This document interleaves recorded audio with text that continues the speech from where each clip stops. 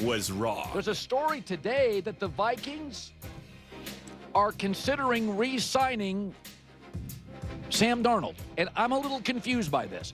Not the franchise tag, which would pay him a lot. So that tells me J.J. McCarthy's injury, there's still some concerns. Now, Daniel Jones is there, but a free agent. Listen, I'm not one of these. Sam had a great year. 35 touchdowns, 12 picks. Is it a lightning in a bottle moment? A little bit, but I think Sam's in his prime. He's coachable. He moves. He's got a good arm. And I think Minnesota's really well coached. But I will be honest, I thought he was moving off. I thought Sam would have a market. I'd be surprised if the Raiders don't make a real run on him. So Darnold, according to a story, Vikings open to a contract. I told y'all, I'm not going to go do a victory lap because we don't know if it's actually going to happen. But yes, of course they're open to doing a deal with Sam Darnold because they know and understand the season that they had last year. This last season, it's crazy to talk about it already. Last season was not a fluke. And to downplay the impact that a quarterback like Sam Darnold had on that is just insane. It really is. And you can actually look at this from a few different ways. And the fact that Patrick Mahomes got blown out of the water and played awful in the Super Bowl when being pressured all that much also helped Sam Darnold. And I've already talked about that, where it's like everybody was like, wow, look at Patrick Mahomes. He couldn't do anything. That O-line. Look how bad he looked. And it's like, yeah, well, if Patrick Mahomes looked that bad, what are you expecting Sam Darnold to do when he was pressured that much in his final two games? And so it's also like, you expect him to do better than Patrick Mahomes? No. So I feel like that has kind of helped Sam Darnold's argument a little bit, as well as highlighting that, you can also just maybe have bad games as well. Sure, sometimes they happen at really bad times. Undeniable. But it shouldn't completely wash away. They were a game away from being the number 1 seed in the NFC. And Sam Darnold was a massive reason for that. And it was his first year with this team. And if you're expecting that first year to be flawless, I don't know what to tell you.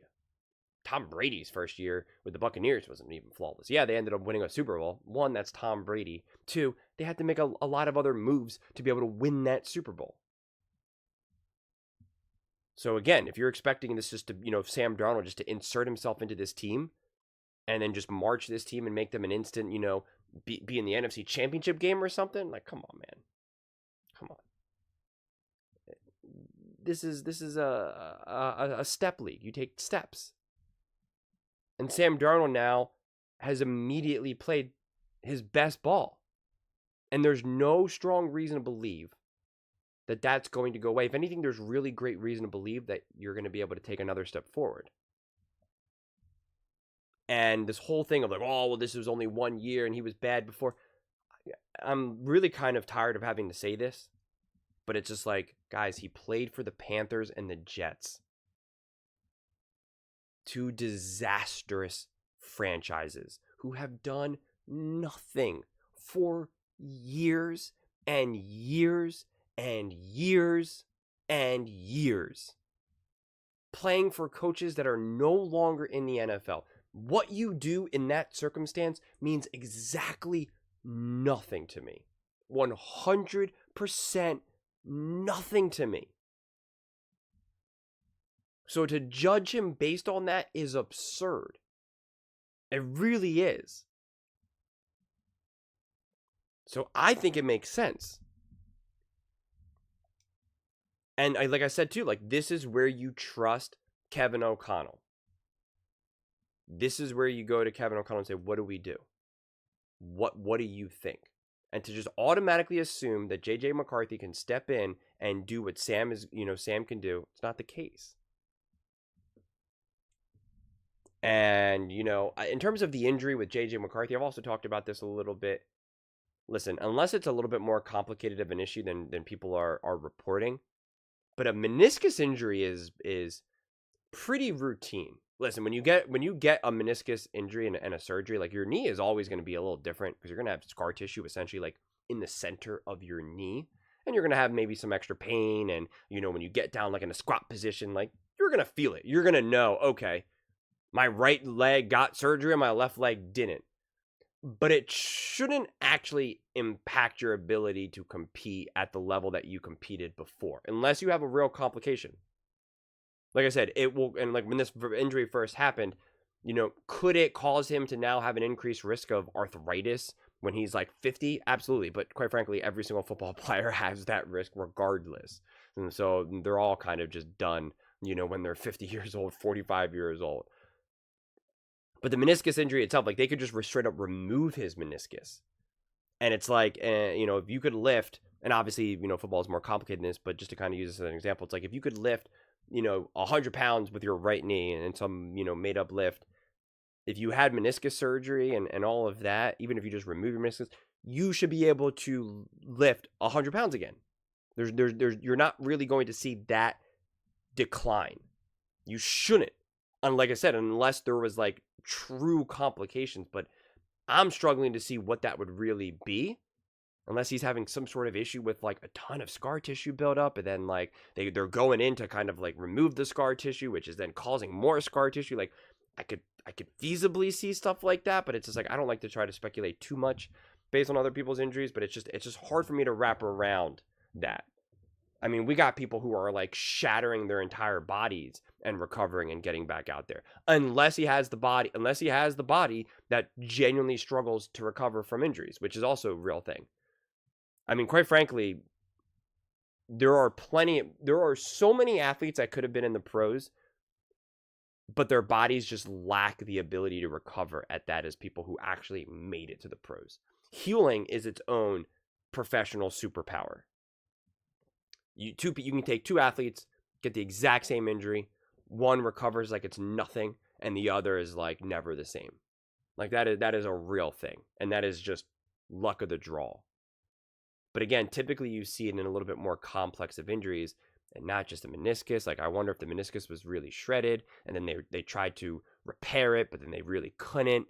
And so they kind of forced the repair rather than just removing it because they didn't want to remove it because he is an NFL athlete and you always want to try to repair it rather than, repair it or then remove it. And then you can also, sometimes you can trim some of it out. Like, so I could see complications feasibly that way. Now they're trying to like figure it out. It could have been just a bad decision in terms of like what the treatment itself was.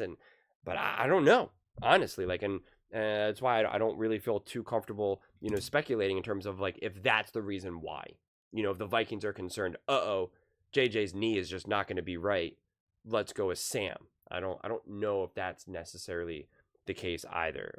Because quite frankly, we don't really know. And any of the reports that we hear, we're not really getting the real answers.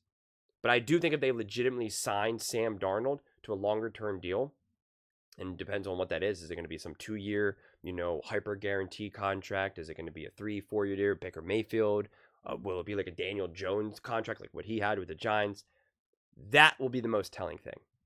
If Sam Darnold signs a real contract where we're like, yo, this is it, then they obviously have not only true concerns about what JJ looked like before he got injured, as well as what the heck's going on with his injury. I think if it's a little bit shorter of a contract, like a 2-year, and again, I'm making up numbers here, 2 years, 70 million, all guaranteed, or 95% guaranteed, then it's still kind of like JJ is so young. We want you to sit, and there's a way for us to be able to move on from you in that second season or whatever, and you'll still be around, and you'll help support JJ. I don't know, but it doesn't feel like Sam Darnold would even necessarily want that because like Sam's stock is through the roof right now, and he could sign a legitimate long-term deal with, say, like the Raiders or whatever, and it won't be one of those things where it's like, yeah, I'll also help develop this other quarterback. Like Sam Darnold's in a position where he can probably go to another team and be like, I'm not here to be a bridge quarterback or to develop another quarterback like Baker Mayfield. Like I'm here to ball. Sam Darnold most likely has that offer to him. So I don't know. It's an interesting situation.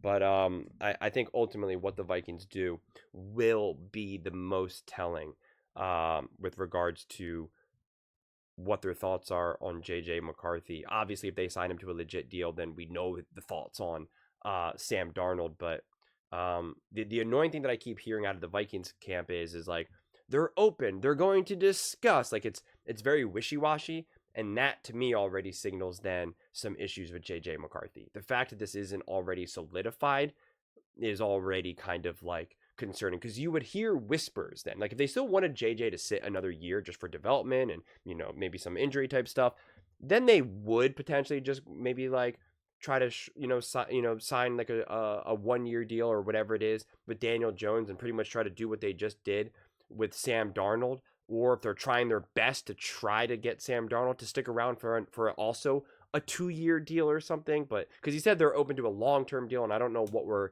defining as a long-term deal. You know, is 2 years considered long? You know, anything over being franchise tagged, is that considered, are we considering that long-term deal, or are we actually talking like 3-4 year deal? This is the type of speculation that drives me crazy, you know, because I'd rather have it happen and then we discuss it afterwards. But, you know, what are you going to do? But those are just my thoughts. I'd absolutely love to hear yours. What do you guys all think about Sam Darnold and the Vikings open to doing a deal with Sam? Let me know in the comments below. I read every single comment, so whether you agree with me or disagree with me, either way, let's get in some discussions, let's get in some fights, but ultimately, let's just have some fun.